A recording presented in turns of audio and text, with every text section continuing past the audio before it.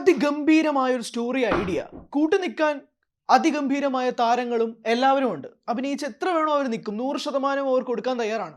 പൈസ എത്ര വേണോ മുടക്കാൻ തയ്യാറായി നിൽക്കുന്ന ഒരു പ്രൊഡക്ഷൻ കമ്പനിയും. അതോടൊപ്പം തന്നെ അവരവരുടെ മേഖലയിൽ ടെക്നീഷ്യൻസ് എല്ലാവരും അവരുടെ 100% കൊടുത്തിട്ടുണ്ട്. പക്ഷേ തിരക്കഥ പാളിപ്പോയാൽ എന്ത് സംഭവിക്കും? കങ്കുവ സംഭവിക്കും. അങ്ങനെ സൂര്യ ശിവ കൂട്ടുകെട്ടിൽ പിറന്ന കങ്കുവയുടെ വിശേഷങ്ങളാണ് നമുക്ക് സംസാരിക്കാനുള്ളത്. പ്രധാനമായും ഈ സിനിമ കണ്ടുകൊണ്ടിരിക്കുമ്പോൾ നമുക്ക് വല്ലാത്തൊരു സങ്കടം വരും. കാരണം ഈ സിനിമയുടെ തിരക്കഥ അങ്ങനെയാണ്. കിടിലം സ്റ്റോറി ഐഡിയ ആണ്. നമുക്ക് ഒരു എപ്പിക് സാഗ എന്നൊക്കെ വിളിക്കാൻ പറ്റുന്ന രീതിയിലുള്ള ഒരു സ്റ്റോറി ഐഡിയ ശിവയുടെ കയ്യിലുണ്ട്. ശിവ പക്ഷേ അത് പെൻ ടു പേപ്പറിലാക്കുമ്പോഴേക്കും ഉണ്ടാകുന്ന എല്ലാ ഫ്ലോസും കങ്കുവയിൽ ഉടനീളം കാണാൻ സാധിക്കും. അത് തന്നെയാണ് നമുക്ക് വിഷമമായി തോന്നുന്നത്. കാരണം ഒരു ബന്ധവുമില്ലാത്ത കുറേ സീൻസുകൾ അടുക്കിപ്പെറുക്കി വെച്ചിട്ട് അതൊരു എപ്പിക് സാഗയാണെന്ന് വിളിച്ചു കഴിഞ്ഞാൽ പ്രേക്ഷകർ അത് ഇരുകൈ നീട്ടി സ്വീകരിക്കും എന്ന് വിശ്വസിക്കുന്ന ശിവയെ സംബന്ധിച്ചിടത്തോളം തിരിച്ചടി തന്നെയായിരിക്കും കങ്കുവ എന്ന ചിത്രം. സൂര്യയെ സ്ക്രീനിൽ കാണുന്ന സമയത്ത് ഫ്രാൻസിസ് ആയിട്ടും കങ്കനായിട്ടും നമ്മൾ കാണുമ്പോൾ സൂര്യ 200% എഫേർട്ട് ഈ സിനിമയ്ക്ക് വേണ്ടി കൊടുത്തിട്ടുണ്ട് എന്നുള്ളത് ആ സ്ക്രീനിൽ വ്യക്തമാണ്. നമുക്ക് ഫ്രാൻസിസ് എന്ന ക്യാരക്ടറായിട്ടും കങ്കൻ എന്ന ക്യാരക്ടറായിട്ടും രണ്ട് ഡയമെൻഷൻസ് ആണ്. ഒരു എന്താ പറയുക, 100 വർഷങ്ങൾക്കിപ്പുറം 1000 വർഷങ്ങൾക്കിപ്പുറം നടക്കുന്ന കഥയാണ് ഇത് രണ്ടും തമ്മിൽ. അപ്പോൾ അത് ബ്ലെൻഡ് ചെയ്യുന്ന രീതിയും അത് പോകുന്ന രീതിയുമാണ് ഞാൻ ഈ സ്റ്റോറി ഐഡിയ കൊണ്ട് ഗംഭീരമാണെന്ന് പറഞ്ഞത്. പക്ഷേ അത് നമ്മൾ സ്ക്രീൻ പ്ലേയിൽ കാണുമ്പോൾ എന്ത് ഫ്ലാറ്റ് ആണെന്നും ഒന്നും മനസ്സിലാവാതെ നിൽക്കുന്ന പ്രേക്ഷകനെയാണ് നമുക്ക് കാണാൻ സാധിക്കുന്നത്. സീനുകൾ തമ്മിൽ ബന്ധമില്ല, ഒരു തരത്തിലും ഇമോഷണൽ കണക്ട് ഉണ്ടാക്കാൻ ഇതിൻ്റെ തിരക്കഥയ്ക്ക് സാധിക്കുന്നില്ല എന്നുള്ളതെല്ലാം തന്നെയാണ് കങ്കുവ എന്ന സിനിമ 2.5 മണിക്കൂർ എന്ന ചിത്രമായിട്ട് പോലും അത്രയധികം മോശം അനുഭവം പ്രേക്ഷകനിൽ ഉണ്ടാകുന്നത് എന്ന് നിസ്സംശയം പറയാൻ സാധിക്കും.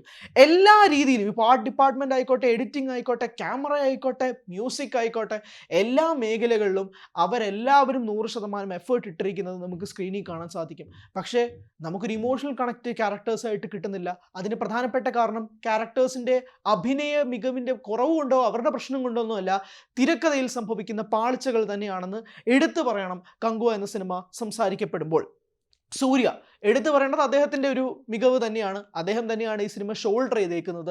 അദ്ദേഹത്തെ കൊണ്ട് കഴിയുന്ന 200% എഫേർട്ടും സൂര്യ ഈ സിനിമയിൽ ഇട്ടിട്ടുണ്ട്. സൂര്യ ആരാധകർക്കും ഏറ്റവും കൂടുതൽ നിരാശ ഉണ്ടാകുന്നതും അത് തന്നെയാണ്. സൂര്യ ഈ സിനിമയ്ക്ക് വേണ്ടി 2-2.5 വർഷം മാറ്റിവെക്കുന്നു. ഈ സിനിമ അത്രയധികം വലിയ ക്യാൻവാസിൽ ഒരുക്കപ്പെടേണ്ട സിനിമ തന്നെയാണ്. നിസ്സംശയം പറയാം, ഈ സിനിമ അങ്ങനെ ഒരു ക്യാൻവാസിൽ ഒരുക്കപ്പെടേണ്ട സിനിമയാണ്. പക്ഷേ അതെന്തിനൊരുക്കപ്പെടുന്നു? ആ ചോദ്യം വളരെ പ്രസക്തമാണ്.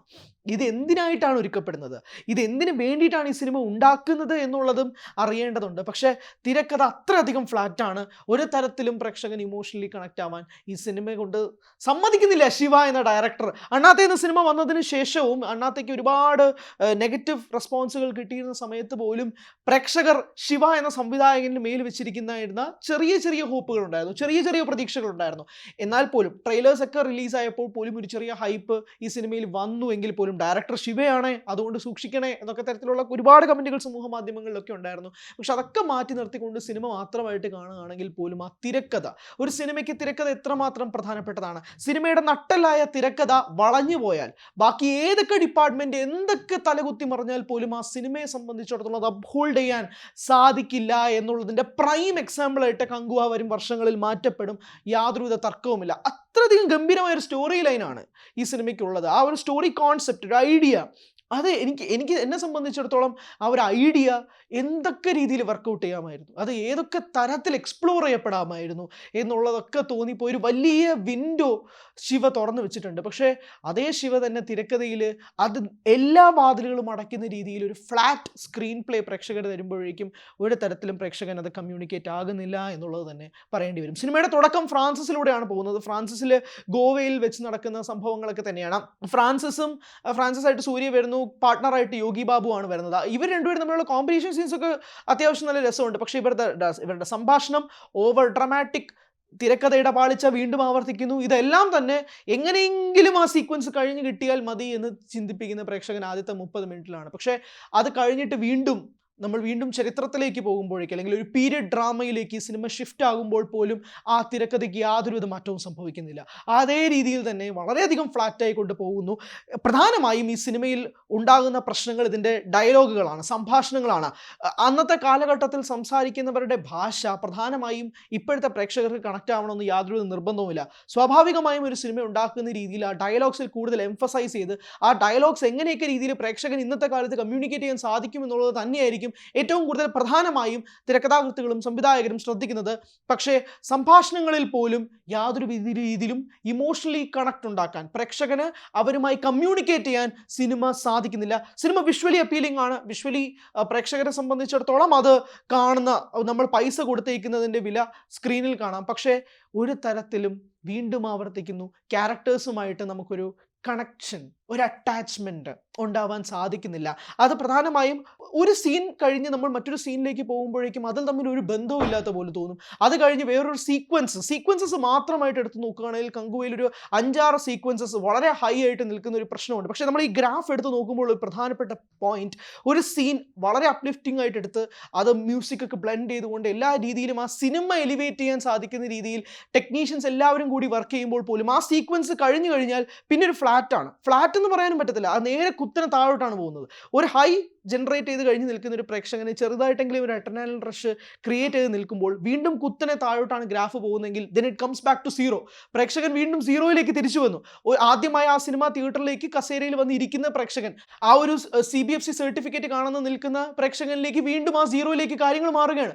വീണ്ടും ഒരു ഹൈപ്പ് ജനറേറ്റ് ചെയ്യുന്നു, വീണ്ടും അത് താഴോട്ട് പോകുന്നു. അങ്ങനെ തിരക്കഥയിൽ ഉണ്ടാകുന്ന ഈ സിഗ്സാഗ് മോഡൽ വല്ലാത്ത രീതിയിൽ കങ്കുവയെ ബാധിച്ചിട്ടുണ്ട് എന്ന് തന്നെ നിസ്സംശയം പറയാൻ സാധിക്കും. പോസിറ്റീവ്സ് പറയാനാണെങ്കിൽ നേരത്തെ സൂചിപ്പിച്ചതുപോലെ അവരവരുടെ ഡിപ്പാർട്ട്മെൻറ്റുകൾ, GV Prakash Kumar has lit up the screens.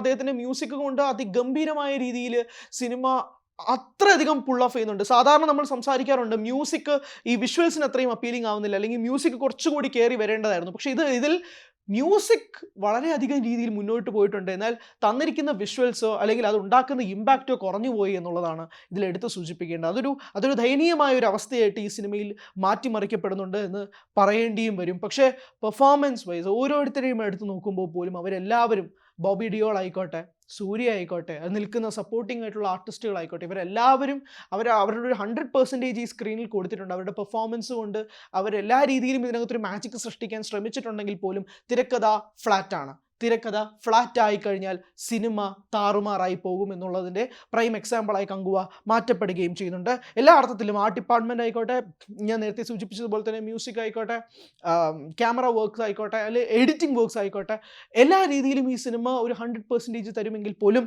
തിരക്കഥ ഫ്ലാറ്റ് ആകുന്നു എന്നുള്ളത് തന്നെയാണ് ഒരു നിരാശകരമായ കാര്യമായി കങ്കുവയിൽ നിന്നും മാറി വരുന്നത്. പ്രധാനമായും 4 മണി ഷോ കണ്ടിറങ്ങിയ പ്രേക്ഷകർക്കൊക്കെ നെഗറ്റീവ് ഇമ്പാക്റ്റുകൾ സോഷ്യൽ മീഡിയയിൽ പല റിവ്യൂസും കാണാൻ സാധിക്കുന്നതിൻ്റെ ഒരു പ്രൈം എക്സാമ്പിളും ഈ ഒരു തിരക്കഥയുടെ ബേസിസിൽ തന്നെയായിട്ട് മാറുകയും ചെയ്യുന്നുണ്ട്.